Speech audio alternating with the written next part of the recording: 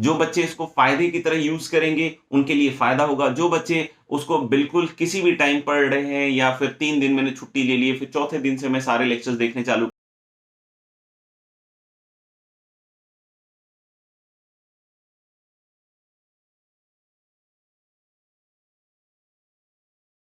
Hello बच्चों, नमस्कार, जय श्री कृष्ण, राधे राधे। कैसे सब? आई होप आप सब लोग बहुत अच्छे से होंगे, मस्ती से पढ़ाई कर रहे होंगे। I am your educator Amarnath Anand, Anna sir, B Tech from IIT Delhi, co-founder director, Nucleus Education, Kota, and I am teaching from last 17 years in Kota. और मैंने बहुत सारी ऑफलाइन कोचिंग्स में पढ़ाया है, और लास्ट 2 सालों से अगर मैं बात करूं तो मैं ऑनलाइन एजुकेशन, जो सबसे बड़ा ऑनलाइन IIT में है, दैट इज अनअकैडमी, वहां पे बच्चों को अपनी बातें बतला रहा हूं, शिक्षा देने की पूरी कोशिश कर रहा हूं। ठीक है, अंडर माई गाइडेंस बहुत सारे बच्चों ने बहुत सक्सेसफुल रिजल्ट्स अचीव किए हैं, और मैं पूरी कोशिश करता हूं कि एक बच्चे के गाइडेंस में कोई भी कमी छोड़ी नहीं जाए, और उसके सक्सेस के लिए उसको प्रॉपर एनवायरनमेंट दिया जाए। अगर बात कड़ी हो तो कड़ी बात समझाई जाए, बात प्यार की हो तो प्यार से समझाई जाए। तो दोनों तरीके से पूरी कोशिश जारी रहती है। ठीक है, मकसद सिर्फ एक ही होता है कि सामने वाला उससे सीखे, लर्न करे और अपनी जर्नी को ज़्यादा बेटर बनाए। स्मूथ बनाए नहीं बनाए उसके ऊपर मुझे नहीं पता, लेकिन उसकी जर्नी बहुत अच्छी हो, एक मिसाल हो उसके लिए, उस तरह की वो कोशिश कर पाए। राइट, आज आपने देख लिया होगा कि हमारी बात होने वाली है ऑनलाइन ऑफलाइन कोचिंग्स पे। राइट, और बहुत सारे बच्चे जो अभी तक अपना डिसीजन नहीं लिए हों या आगे चल के डिसीजन लेने वाले हों कि which mode of preparation is a better mode of preparation for them, तो उसके बारे में आज हम खुल के चर्चा करने वाले हैं। मैं कोशिश करूंगा कि बहुत सारे पॉइंट्स कवर करूं, लेकिन फिर भी अगर कुछ पॉइंट्स रह जाते हैं तो आप मतलब जो कमेंट सेक्शन है वहां पे जरूर आप इसको लिख कर पूछ सकते हो। राइट, तो चलिए शुरू करते हैं इस वीडियो को। इसको कोशिश कीजिएगा लास्ट तक एक एक बात को समझते हुए देखेंगे, अपने प्री कंसेप्ट नोशन से नहीं देखेंगे। आपकी हो सकता हो किसी भी तरीके की कोई एक बायसिंग हो, तो मैं उसको रेस्पेक्ट करता हूं, लेकिन मेरी जो ओपिनियंस हैं मैं उसको पूरी तरीके से रखने की कोशिश करूंगा। हो सकता हो कि एक सिक्के के 2 पहलू हैं। आपको कोई एक चीज पसंद है तो आप उसको ज्यादा अच्छा मानते हो, दूसरे वाले को इंफीरियर मानते हो, बट फिर भी मैं ये कहूंगा कि उसको आप खुले दिमाग से सुनने की कोशिश कीजिएगा, सो दैट कि आप भी उससे समझ पाएं कि क्या कहने की कोशिश हो रही है। बाकी अगर आपने अच्छी तरीके से डिसाइड कर लिया है कि ऑफलाइन आपके लिए बेस्ट है या ऑनलाइन बेस्ट है, तो all the very best, but फिर भी आप इसको सुन सकते हैं। उसका रीजन सिंपल सा इतना है कि आपको एक एक्सपोजर होगा कि किस तरीके से वर्किंग मेथडोलॉजी रखनी चाहिए जब आप ऑनलाइन प्रिपेयर कर रहे हो या फिर ऑफलाइन प्रिपेयर कर रहे हो। ठीक है, तो मैं कुछ पैरामीटर्स पे बात करूंगा, हालांकि दोनों को कंपेयर करना is not a good idea, right, क्योंकि दोनों डिफरेंट मोड्स ऑफ स्टडीज हैं और comparison is not good. May be it can be possible for certain some student, a particular type of studies is very very very you can say important, और उस तरीके से उसकी learning जो है ज़्यादा बेटर हो सकती है, और किसी और के लिए कोई दूसरा तरीका भी हो सकता है। तो कुल मिला के हम कुछ पैरामीटर्स पे बात करेंगे। कंपैरिजन कह भी सकते हो, नहीं भी कह सकते हो, हाँ, दोनों के बारे में फैक्ट्स रखने की कोशिश करेंगे, online as well as offline. ठीक है, मैं जो ऑर्डर भी आपको बतला रहा हूं that is not a priority order, nothing like that. These are simple points, they are not कि मतलब एक दूसरे से ऊपर है दूसरा नीचे है, ऐसी कोई भी बात मैं नहीं करने वाला हूं। अब आप ओवरऑल अच्छी तरीके से इसको सुनने की कोशिश कीजिएगा। जैसे पहली चीज जो आती है दैट इज टाइम फ्लेक्सिबिलिटी। तो ऑनलाइन में टाइम फ्लेक्सिबिलिटी की अगर बात करें तो आप अपने घर पे बैठे हुए होते हो, आपको वीडियोस देखने होते हैं, आपको लाइव क्लासेस देखने होते हैं, राइट, और उसके हिसाब से जो भी लेक्चर डिलीवर होता है उसके हिसाब से आपको कार्य करने की जरूरत पड़ती है।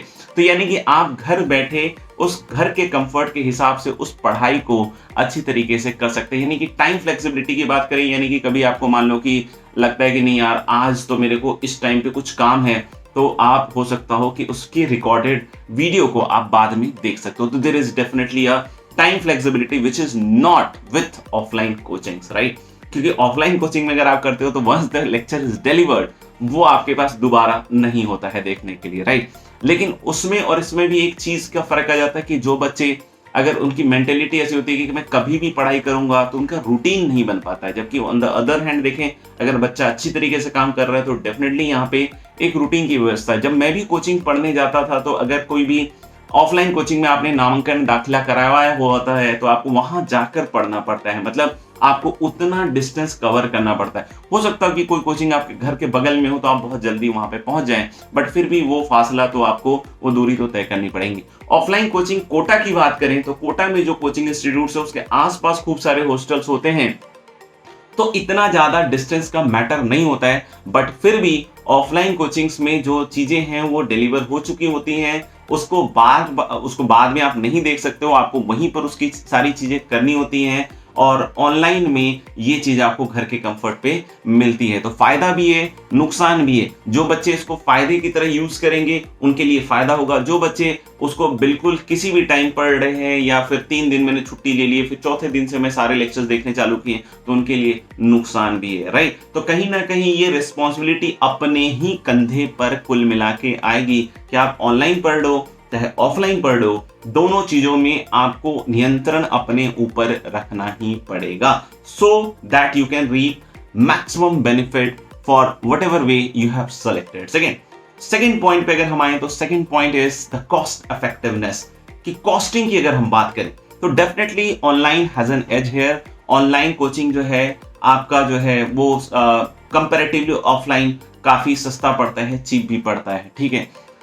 तो यहाँ पे अगर हम बात करें कि अगर हम कॉस्टिंग की बात करें, तो बहुत बार बच्चों के मन में आता है कि ऑफलाइन वाले इतना लेते क्यों है, ठीक है।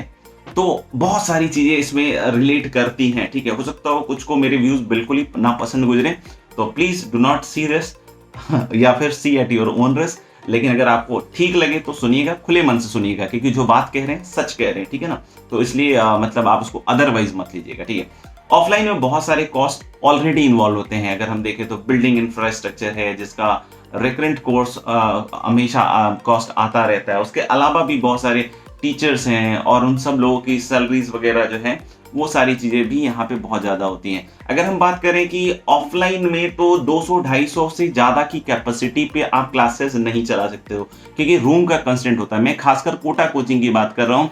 बाकी जगहों पे देखा है मैंने ऑफलाइन में कि वो सस्ते में भी होता है, 17,000, 18,000, 20,000, 30,000 भी पढ़ाते हैं। लेकिन वहाँ पे फिर वही है कि 1000 बच्चे एक बैच में बैठते हैं, 2000 बच्चे एक बैच में बैठते हैं, तो उस तरह की भी व्यवस्था देखी गई है। कोटा कोचिंग की बात करें तो 250 से 300 मैक्सिमम होता है। 300 भी मैक्सिमम कब होता है, जब कोई टीचर बहुत पॉपुलर हो और बाकी क्लास के बच्चे भी उनकी क्लास को अटेंड करना चाहें, तो वो 300 तक पहुंचता है। लेकिन मैनेजमेंट कोशिश करता है कि 150, 200 के आसपास मैक्स बड़ा बैच। लेकिन अगर मैं न्यूक्लियस की बात करूं, तो 120, 130 के आसपास ही हम इस कोर्स बच्चों को रखने की कोशिश करते हैं। ऑन द अदर हैंड अगर हम ऑनलाइन की बात करें, तो there is no such restriction. तो अभी सी बात है कि अगर एक टीचर 500 बच्चों को, 1000 बच्चों को कैटर कर रहे हैं ऑनलाइन में, तो डेफिनेट सी बात है कि इतना कॉस्ट कहीं से इन्वॉल्व नहीं होता है, तो वो कंपैरेटिवली आप चीप रख सकते हो। कहीं कहीं पे बहुत बड़ा समूह भी आपको देखने को मिलेगा, तो उन सब में और हम उसको लोअर डाउन करने की पॉसिबिलिटीज रख सकते हैं। तो सब लोग अपनी तरफ से कोशिश करते हैं कि जहां तक लोअर डाउन कर सकें, सो दैट कि एक सस्टेनेबिलिटी सिस्टम की बनी रहे, तो उसके हिसाब से ये चीज होती है, राइट। स्टडी मटेरियल की बात करें, तो दोस्तों स्टडी मटेरियल दोनों जगह एक जैसा ही होता है। ऑफलाइन में थोड़ा सा डिफरेंस इसलिए इस तरह से हो जाता है कि अगर बच्चों को ऑब्जर्व किया जाता है, कोई पैटर्न ऑब्जर्व किया जाता है, या लगता है कि कोई वीकनेसेस है, तो उसके हिसाब से भी extra add on study material दिए जा सकते हैं। कुछ बच्चे ऐसे होते हैं जो बहुत जल्दी होमवर्क कर लेते हैं, तो उनका टाइम बर्बाद ना हो, तो कभी कभी टीचर को उसको सवाल एक्स्ट्रा देने पड़ जाते हैं, ठीक है। तो ये सब चीजें भी ऑफलाइन में पॉसिबल है। लेकिन हाँ, कंटेंट की बात करें तो दोनों जगह ऑलमोस्ट एक जैसा ही कंटेंट है। हाँ, बहुत ज्यादा बच्चे हैं तो वहां हो सकता हो कि कहीं कंटेंट में थोड़ा बहुत ड्रॉप आ जाए, क्योंकि मासेस को समझाना जे लेवल पे बहुत मुश्किल और टफ जॉब होता है एक टीचर के लिए। तो फिर टीचर वो अपने हिसाब से डिसाइड करता है कि what is important, what is not important, तो उसके हिसाब से वो एड ऑन या ड्रॉप करता रहता है अपने अपने हिसाब से। इसके बारे में मैं कोई पर्टिकुलर बात नहीं करना चाहूंगा। Next study format. Study format of course offline में आपको यहाँ घर में, मतलब क्लास में बैठ के सुनना पड़ता है। यहाँ पे टीचर की बातों को बहुत ध्यान से सुनना पड़ता है, क्योंकि एक बार वो गई तो फिर गई, ठीक है। ऑनलाइन में फ्लेक्सिबिलिटी होती है कि भाई आप दोबारा सुन सकते हो, लेकिन उसमें भी बहुत सारे बच्चे उसी को बार बार सुनते हैं, तो उनका टाइम खुद का वेस्ट हो जाता है, और बहुत बार वो डिसिप्लिन डेडिकेशन नहीं आ पाता है, तो वो उनके लिए और नेगेटिव पॉइंट हो जाता है जो पॉजिटिव होना चाहिए था।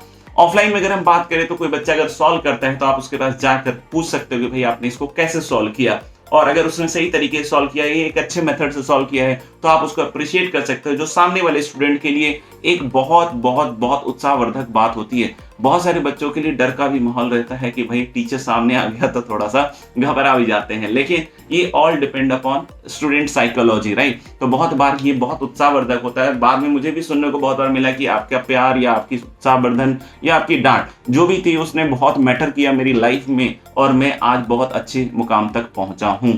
और अगर हम बात करें डिसिप्लिन की, तो डेफिनेटली ऑनलाइन में डिसिप्लिन आपको खुद से क्रिएट करना पड़ेगा, पढ़ने का भी डिसिप्लिन क्रिएट करना पड़ेगा, उसके अलावा जो डिसिप्लिन है वो भी क्रिएट करना पड़ेगा। लेकिन अगर हम ऑफलाइन की बात करें तो वो जो क्लासरूम का डिसिप्लिन है वो तो टीचर और मैनेजमेंट आपका मेंटेन कर लेता है, लेकिन जो फिर से घर जाके आपको डिसिप्लिन मेंटेन करना है, फिर से वो जिम्मेदारी आपके ऊपर है कि होमवर्क कैसे करते हो, क्या इस तरीके से चीजों को आप बढ़िया कर सकते हो। अगर हम बात करें टेस्टिंग की, तो टेस्टिंग जैसे कि ऑनलाइन में आप घर पे ही एग्जामिनेशन दे रहे हो, लेकिन जब आप एक्चुअल एग्जामिनेशन देने जाओगे तो वहां बहुत बड़ी भीड़ रहती है, तो बहुत सारे बच्चों की साइकोलॉजी वहां चेंज हो जाती है। जबकि अगर हम ऑफलाइन में बात करें टेस्टिंग की, तो ऑफलाइन में सारे बच्चों की टेस्टिंग एक जगह करवाई जाती है, जिसमें वो जो फियर ऑफ अननोन या एग्जामिनेशन का जो प्रेशर रहता है उसको हैंडल करने में बहुत सारी चीजें हेल्पफुल हो जाती है। यानी कि रियल टाइम एक आपको सिमुलेशन मिलता है जिसमें आप जो है टेस्टिंग वगैरह, तो ये सब पॉइंट्स इंपॉर्टेंट है, आप उसको ध्यान से सुनिए, समझिएगा, एक एक पॉइंट्स को लिखकर जो मैंने बोला उसके ऊपर नंबर्स देकर अगर काम कीजिएगा तो आपको सेलेक्ट करने में थोड़ी आसानी होगी। बहुत बार घर में रहने पे पेरेंट्स का प्रेशर बहुत तगड़ा होता है, बच्चे बोलते हैं कि यार मैं कुछ भी करता हूं तो मम्मी ये बोलती है, पापा ये बोलते हैं, पेरेंट्स का रहता है कि यार ये पढ़ता नहीं है, तो फिर वो चीजें चलती रहती हैं। ऑफलाइन में अगर आपने कहीं और एडमिशन ले रखा है तो ठीक है, एक आप अपने हिसाब से काम करते हो, अगर हाँ आप अपनी तरफ से अच्छा काम करना चाहते हो दैट इज बेटर, लेकिन फिर अगर आप सही काम नहीं कर रहे हो तो फिर पेरेंट्स का इन्वॉल्वमेंट बहुत ज्यादा जरूरी है। यहाँ पे मोटिवेशनल जो है ऑफलाइन में अगर हम देखें तो 1-to-1 डायरेक्ट बात की जा सकती है। ऑनलाइन में भी हालांकि मोटिवेशनल होती है, लेकिन वो आप कितना मोटिवेटेड होते हो वो ये आपके ऊपर डिपेंड करता है।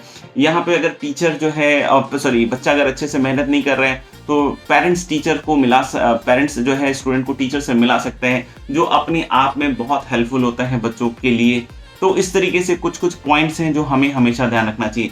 ऑनलाइन में एक चीज का ध्यान रखना पड़ेगा, इंटरनेट कनेक्शन जो होना चाहिए वो बेस्ट स्पीड का होना चाहिए, सो दैट कि आपको कभी कोई दिक्कत नहीं आए। तो इस तरह की भी बातें एग्जिस्ट करती हैं। तो मैं इसको अब वीडियो को समाप्त करता हूं और आपके ऊपर ये छोड़ता हूं कि आपको इनमें से कौन कौन से पॉइंट्स अच्छे लगे और क्या क्या आप वेटेज दे सकते हो और उसके हिसाब से अपने स्टडी मोड को सेलेक्ट कर सकते हो। Thank you very much, bye bye, take care, see you all, और मिलते हैं अगले वीडियो में। Thank you.